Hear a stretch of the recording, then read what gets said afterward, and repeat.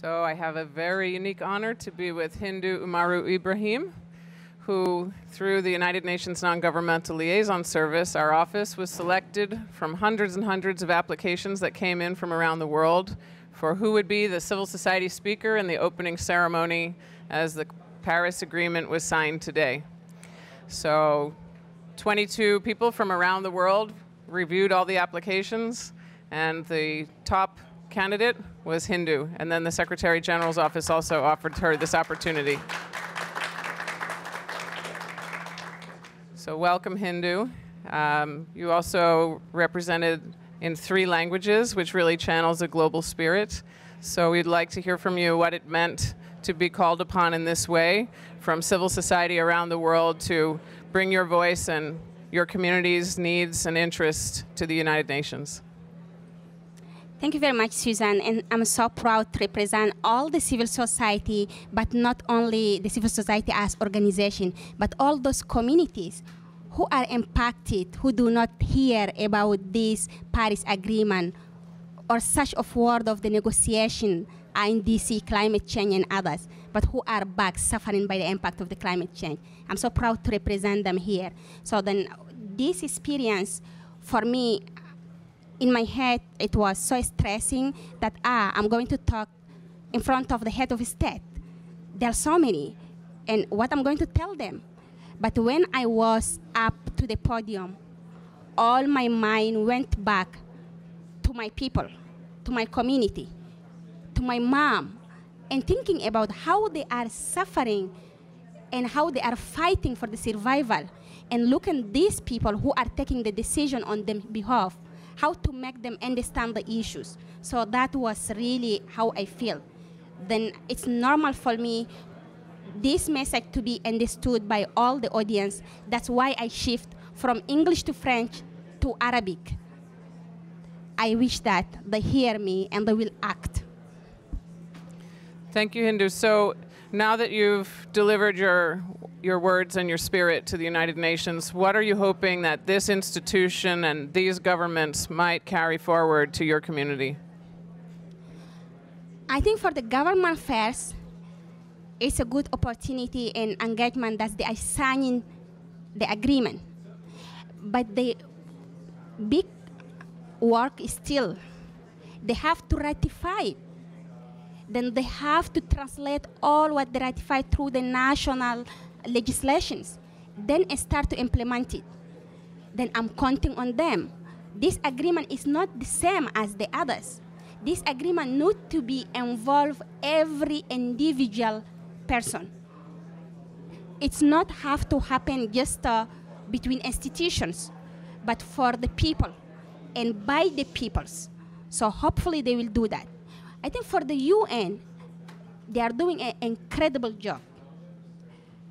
But how they can combine the decision who are taken by the government then with the people who do not have any other voice rather than civil society who represent them.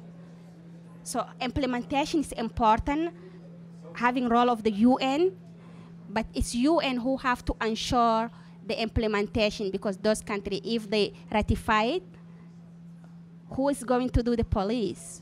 Who's going to ask? Who is going to talk on behalf of the peoples? So UN need to ensure all this participation of all the stakeholders and of the peoples in this agreement.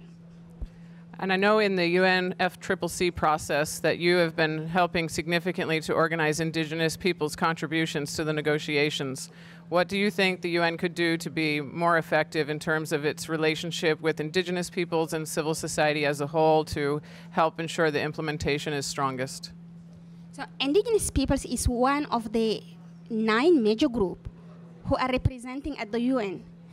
But it's different because the indigenous peoples are the ones who are the guardian of the environment.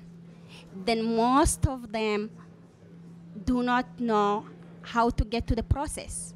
So firstly, UN can give more voice to the indigenous peoples.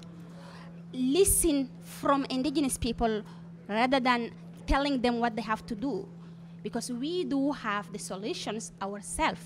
And if we protect this biodiversity we are keeping, 80% of the world biodiversity, keeping by indigenous people. If they listen from us, they can learn more, and we can combine the two knowledges, our indigenous traditional knowledge and this science knowledge, to better life for everybody in this planet.